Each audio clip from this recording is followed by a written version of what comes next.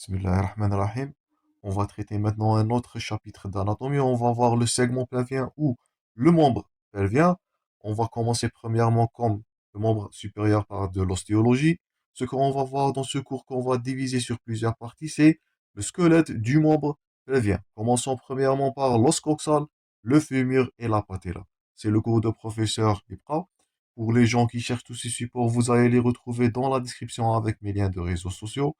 Contactez-moi pour vos questions et vos propositions et on commence notre segment. Donc, premièrement, on a une introduction et je vous invite toujours à prendre note. Tout ce qu'on va détailler, tout ce qu'on va baser sur est très hyper tombable comme question d'examen. Donc, premièrement, pour l'ostéologie du membre pelvien, on va voir ses constituants qui sont, premièrement, l'os coxal, on va voir dans cette première partie. Deuxièmement, le fémur et la patella. Le fémur, lui seul, va constituer le squelette de la cuisse. On va voir ça dans juste quelques minutes. Deuxièmement, la jambe, qui est constituée par deux os qui sont le tibia et la fibula. Et dernièrement, le squelette osseux du pied, ou bien le complexe osseux du pied, c'est ce qu'on va voir dans le premier chapitre d'ostéologie. Donc, introduction, le squelette du membre pelvien est formé par, premièrement, le fémur. On avait dit que ce dernier constitue, lui seul, le squelette de la cuisse, premièrement. Le tibia et la fibula qui va constituer le squelette de la jambe. J'espère que vous êtes en train de noter tout ce qu'on est en train de dire. Le tarse antérieur, le tarse postérieur, les métatarses et les orteils. On va voir ça dans le complexe osseux du pied qui vont former le squelette du pied. Ces structures-là, tout ce qu'on a déjà cité, de l'os coxal jusqu'aux orteils, ils sont reliés au tronc comme on avait vu dans le cours Généralité sur l'anatomie. Ils sont reliés au tronc par deux os qui sont notre premier intitulé aujourd'hui qui est l'os coxal. Donc là voilà votre os coxal qui est constitué par trois segments. On va voir ça dans juste quelques minutes. Et deuxièmement le sacrum. Donc je pense que c'est clair. Donc premièrement l'os coxal ou l'os iliaque. Le voilà donc ce qu'on va traiter dans cette première partie. On va voir comme on avait dit, bien comme on avait vu dans le membre supérieur. On va voir les définitions, la description anatomique, l'orientation et on finira par l'anatomie clinique ou l'intérêt clinique de ce dernier. Donc, premièrement, donc voici, ça c'est votre os coxal. Donc, vous avez deux os coxaux si on vous pose la question. Donc, c'est un os pair, mais vous avez un seul sacrum. Ils vont former, comme on avait vu précédemment, le squelette de la ceinture pelvienne. Donc, premièrement, l'os coxal ou bien l'os iliaque. C'est un os, premièrement, notez bien, plat. C'est un os pair et c'est un os qui est non symétrique ou asymétrique. Il a la forme hélicoïdale, il a la forme d'un hélice, on va voir ça. Donc il est projeté, si on peut utiliser le terme, dans deux plans qui sont perpendiculaires. On va voir ça dans l'anatomie descriptive de ce dernier. Il va former avec le sacrum et le coccyx la ceinture pelvienne. Il va relier le tronc au membre pelvien. La situation. Donc, comment allez-vous situer cet os?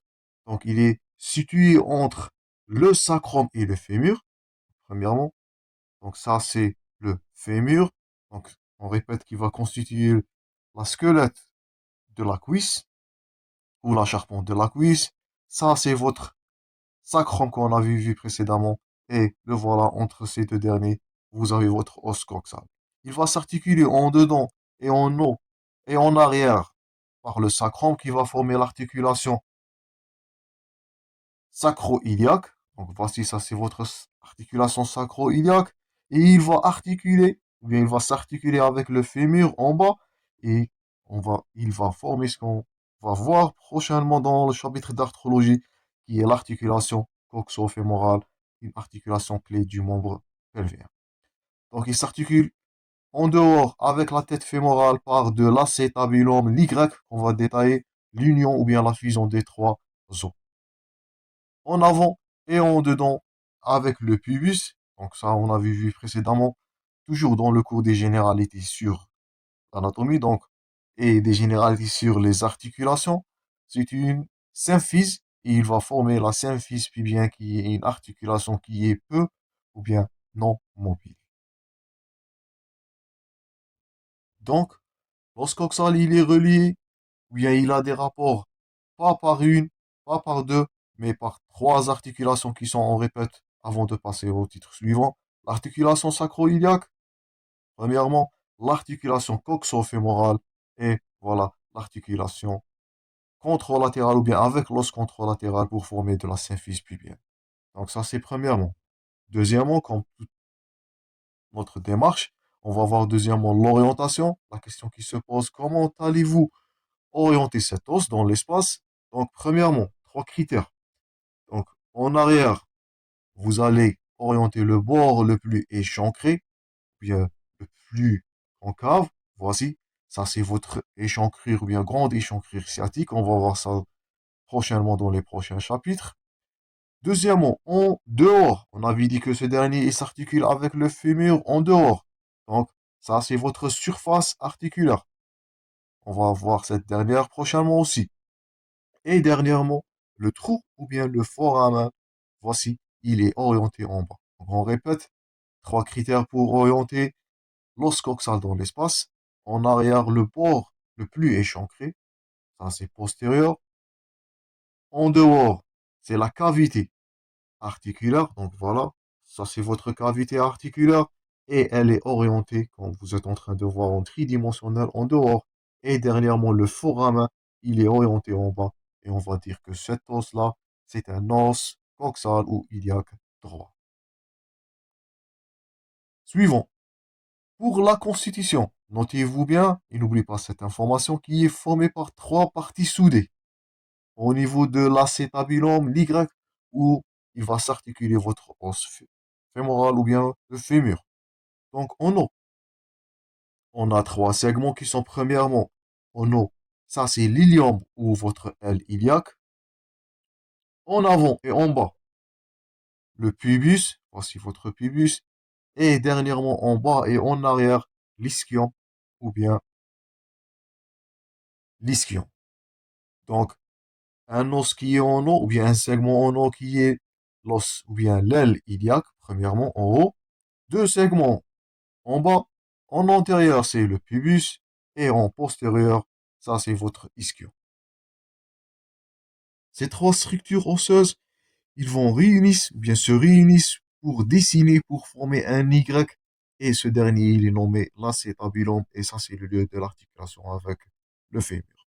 Donc, le pubis et l'ischion vont aussi circonscrire le foramen obturé, donc ça, c'est le foramen, ou bien le trou obturateur qui est orienté en bas.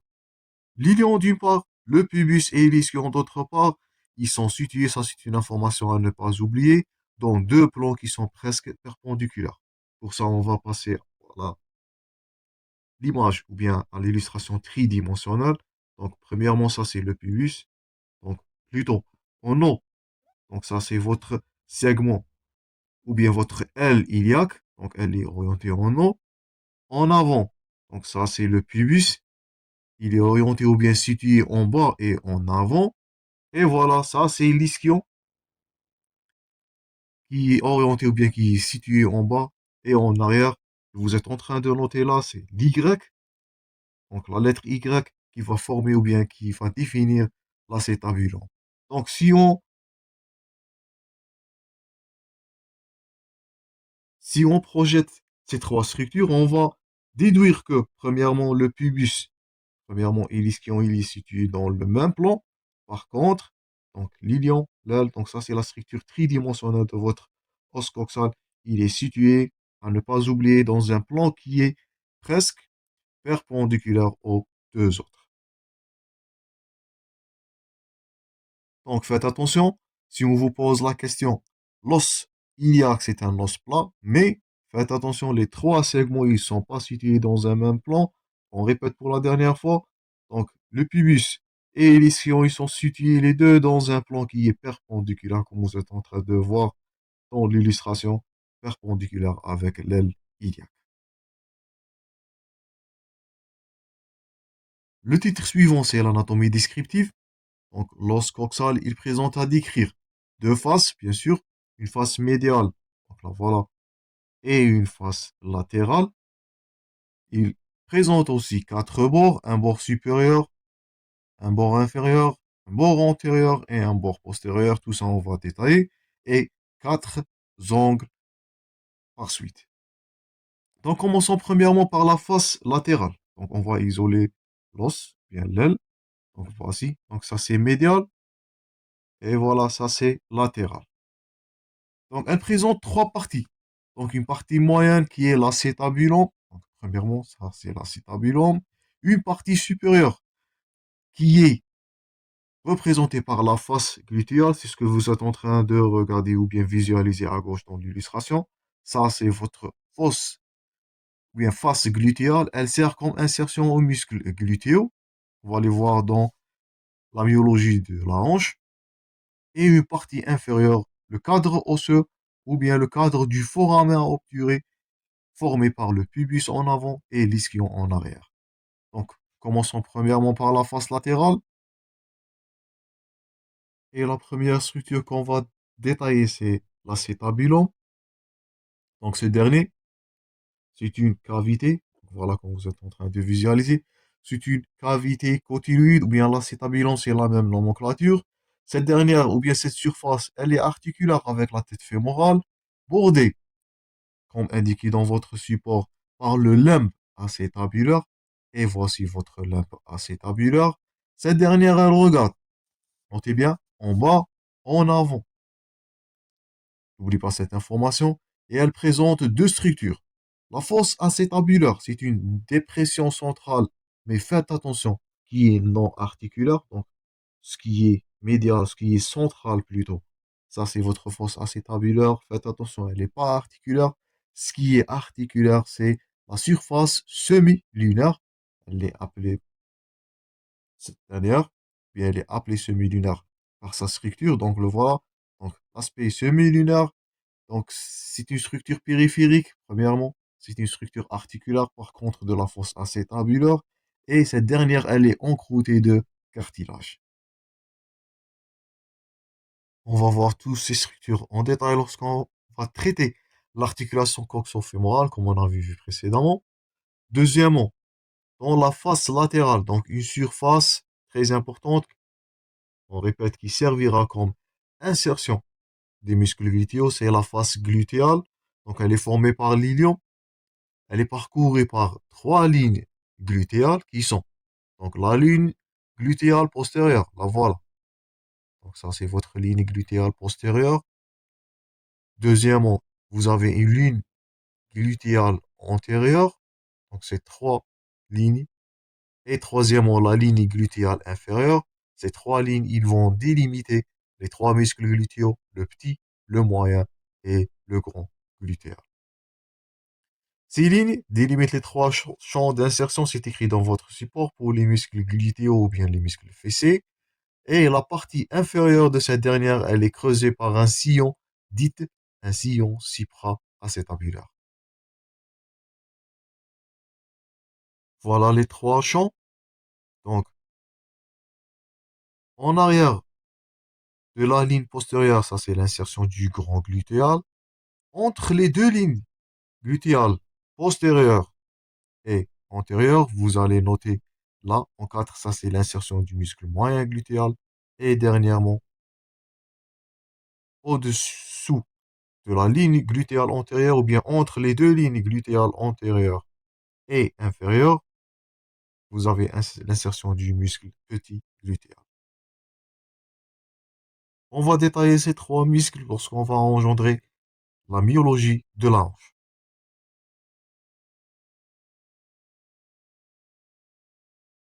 Maintenant, le troisième segment, c'est le foramen obturé. Donc, et voici là votre foramen obturé.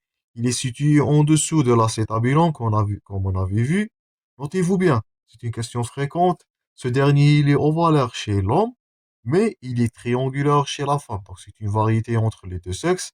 Il est formé par la membrane obturatrice et on va revoir cette dernière dans les muscles de la hanche qui servira ou bien qui donnera insertion. On va voir le pourtour de cette dernière qui donnera insertion au muscle obturateur interne et externe dans les muscles pelviques trochanteriens.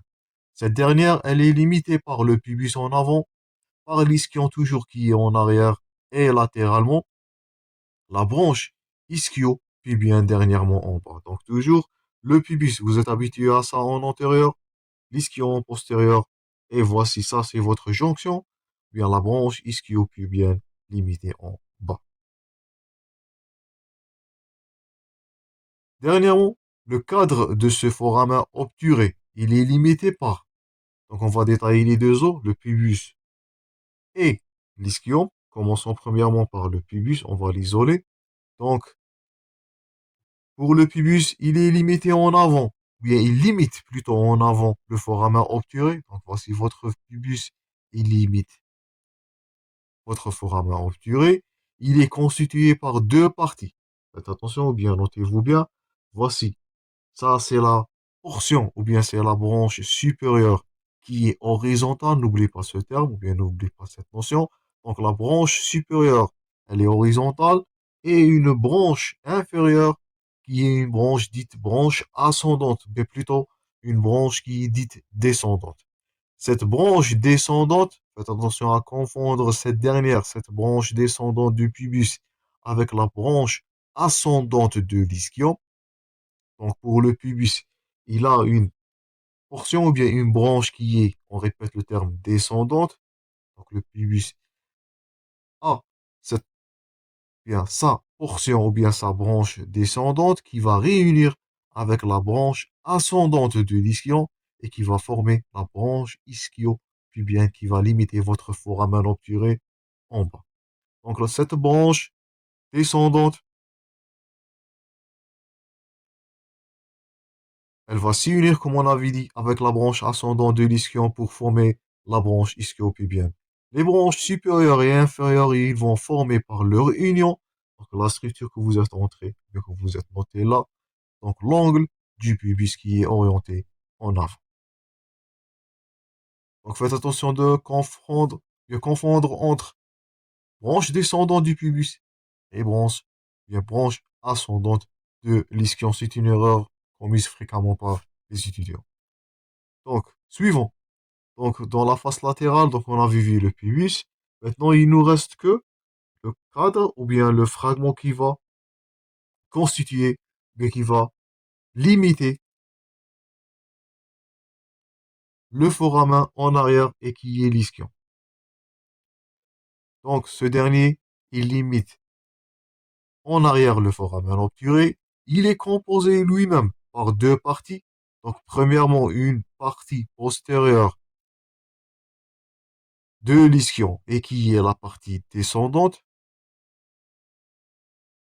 Donc, la voilà illustrée en jaune en tridimensionnel. Ça, c'est votre portion qui est descendante. Faites attention de confondre entre ces structures.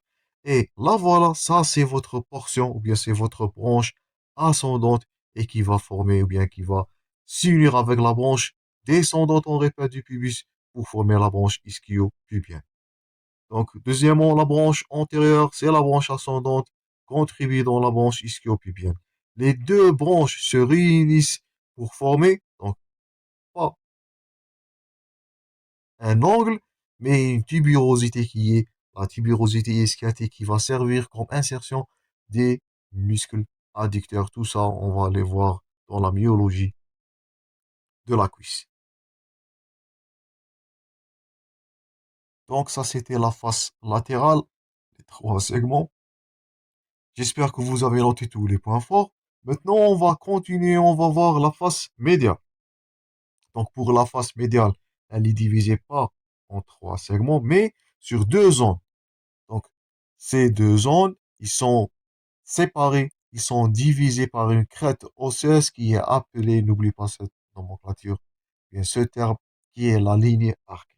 Donc, si on passe en tridimensionnel, donc on a vu la face latérale avec tous les points forts. Maintenant, on va passer aux structures ou bien en vue médiale. Donc, voilà, ça c'est votre ligne arquée là. Donc, cette ligne arquée, elle va diviser, on répète cette dernière, en deux branches, bien en deux segments, bien deux faces. Une zone supérieure, c'est la fosse iliaque interne. Et voici ça, c'est votre fosse iliaque interne, si on isole cette dernière. Donc, ce qui est illustré en orange, Donc là, voilà, ça, c'est votre fosse iliaque interne. Elle donne, ou bien servira comme insertion pour le muscle iliaque qu'on va voir dans la musculature ou bien la myologie de la hanche. Et une surface auriculaire. Donc voilà, ça c'est l'ilion, ou bien ça c'est votre surface ou bien votre fosse iliaque. Et là, voilà, cette structure-là, ça c'est la fosse dite auriculaire parce qu'elle a la structure d'une oreille.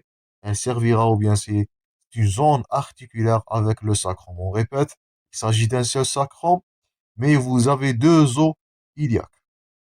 Ils sont réunis avec ce sacrum, ce dernier, par la surface auriculaire. Donc, ça c'est la face médiale, ça c'est votre segment supérieur. Les deux structures que vous devez connaître, c'est premièrement la fosse iliaque et deuxièmement, ça c'est votre fosse auriculaire qui est une surface articulaire.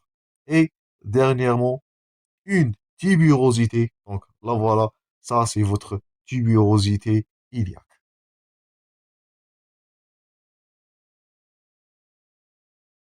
Donc pour la zone supérieure, donc la fosse iliaque, la surface auriculaire et troisièmement la tubérosité iliaque.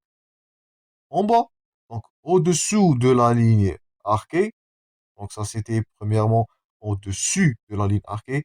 Maintenant, deuxièmement, la zone inférieure, donc elle contient deux structures qui sont premièrement la zone quadrilatère, donc elle a eu sa nomenclature par sa structure, et la face médiale, la face interne plutôt du foramen ou bien du trou obturé, où on va noter dans ce dernier une insertion du muscle obturateur interne. C'est un muscle parmi les muscles pelviques trochantériens qu'on va détailler en myologie. Donc, c'était les deux faces, médiale et latérale. Donc, ces deux faces, ils sont riches. Donc, le membre inférieur ou bien le membre pelvien, surtout l'os iliaque, il est très riche en structure osseuse. Donc, il servira soit comme insertion ligamentaire, comme insertion musculaire, comme lieu de passage qu'on va voir dans la vascularisation et l'innervation des structures ou bien d'un paquet vasculo-nerveux. Donc, j'espère que vous avez noté tous les points forts. Donc, il ne reste pas grand-chose que les bords et les angles. On va commencer premièrement par le bord supérieur. Donc, il est appelé la crête iliaque. Donc, elle est palpable. On va voir ça dans l'anatomie palpatoire. Elle est contournée en S.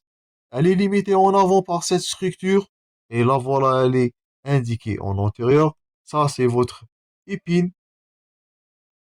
Donc là, voilà, si on met sur le plan antérieur, donc tout ce qui est coloré en bleu, ça, c'est votre bord supérieur.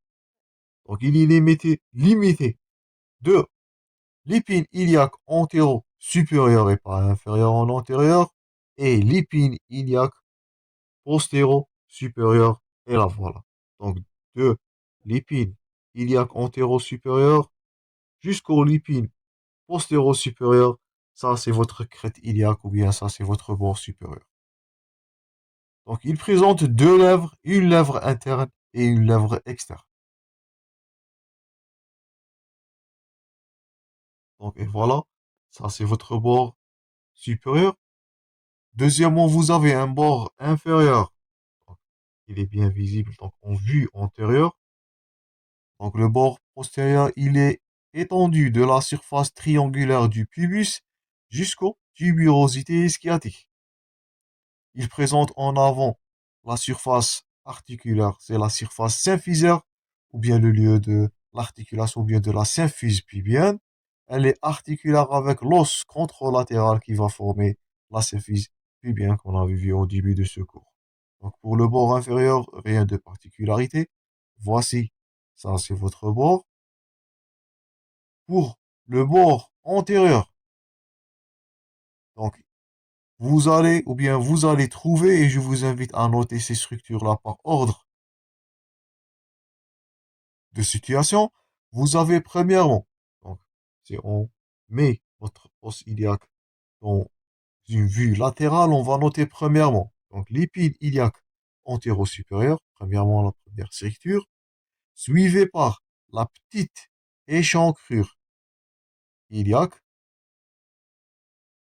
Ça, c'est deuxièmement. Troisièmement, l'épine iliaque antéro, faites attention, mais inférieure. Donc ça, c'est votre épine iliaque antéro-postérieure qui servira à limiter votre bord supérieur, à ne pas confondre avec cette structure-là illustrée en 3, qui est l'épine iliaque antéro, mais inférieure. Suivi par la grande échancrure, donc ça c'est la petite, et ça c'est la grande échancrure. Cinquièmement, une structure que vous devez connaître qui est l'imminence pubienne, et l'imminence iliopubienne, qui servira à, bien comme insertion de multiples muscles, on va les voir prochainement. La surface pectinéale qui donnera insertion aux muscles pectinés parmi les loges des abducteurs. Et dernièrement, septièmement, l'épine du pubis. Donc on répète, l'épine iliaque antéro-supérieure, donc ça c'est à retenir, la petite échancrure iliaque, la, bien l'épine iliaque antéro-inférieure, suivie par la grande échancrure, comme il s'agit d'une petite échancrure, il y a une grande échancrure, suivie par l'imminence iliopubienne, la surface pectinée et dernièrement l'épine du pubis. Donc si on vous pose la question, votre bord antérieur, il s'allonge de l'épine iliaque antéro-supérieure jusqu'au votre épine, ou bien jusqu'au votre épine, plutôt épine du pubis. Et de même façon pour le bord antérieur, je vous invite à noter les structures situées dans le bord postérieur qui sont, donc premièrement, donc l'épine iliaque postéro-supérieure qui va limiter votre bord supérieur en arrière, suivi par l'échancrure interépineuse. Troisièmement, l'épine iliaque postéro, mais cette fois-là inférieure. Quatrièmement, donc comme vous pouvez dire, c'est la grande ouverture ou bien la grande échancrure sciatique. Cette dernière, elle levera, ou bien elle cédera passage au nerf grand sciatique, on va voir dans l'innervation du membre pelvien. Cinquièmement, l'épine ischiatique ou bien sciatique, la petite ouverture sciatique.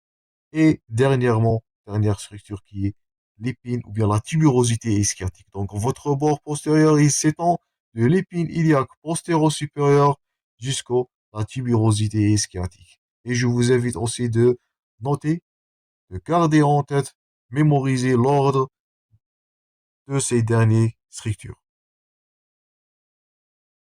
Donc ça, c'était les quatre bords. Il nous reste que les angles. Donc vous avez, premièrement, un angle postéro-supérieur ou bien votre épine iliaque postéro-supérieure. Donc, il va limiter le bord supérieur. Donc, ça, c'est votre premier angle. Deuxième angle, c'est l'angle postéro-inférieur qui est illustré ou bien qui est limité,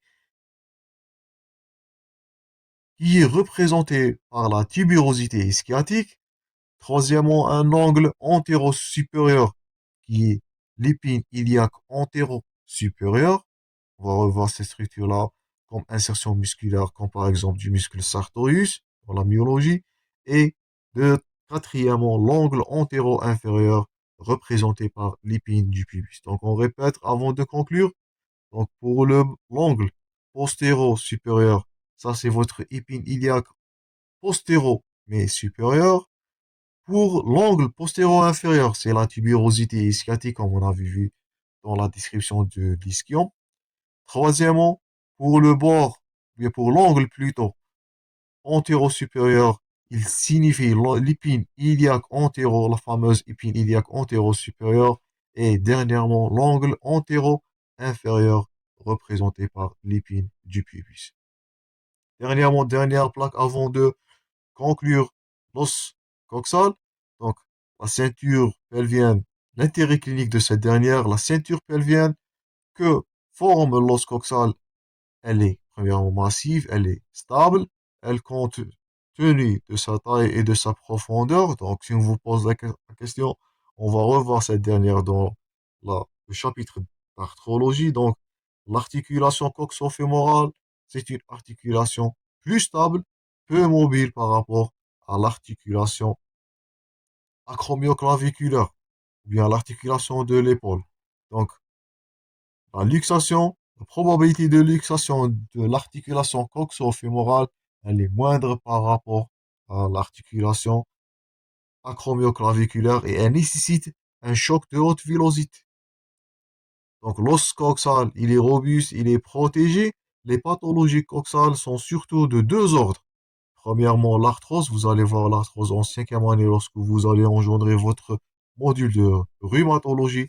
Et comme on a vu, les accidents à haute vélocité qui servira ou bien qui vont engendrer des fractures du bassin que vous allez voir aussi ce cours dans orthopédie lorsque vous allez engendrer votre module d'OTR. Donc ça, c'était tout pour l'os coxal. J'espère que vous avez noté tous les points forts concernant ce dernier. Il contient de multiples structures. Il servira comme fondation d'insertion musculaire, de passage du structuroïde des paquets vasculo-nerveux et aussi comme stabilisateur ou bien charpente pour le membre pelvien. Donc je vous remercie pour votre attention. On va voir prochainement le fémur et la patella. Vous allez retrouver, je répète, tout ce support dans la description. Je vous remercie pour votre attention. Bon courage et à la prochaine.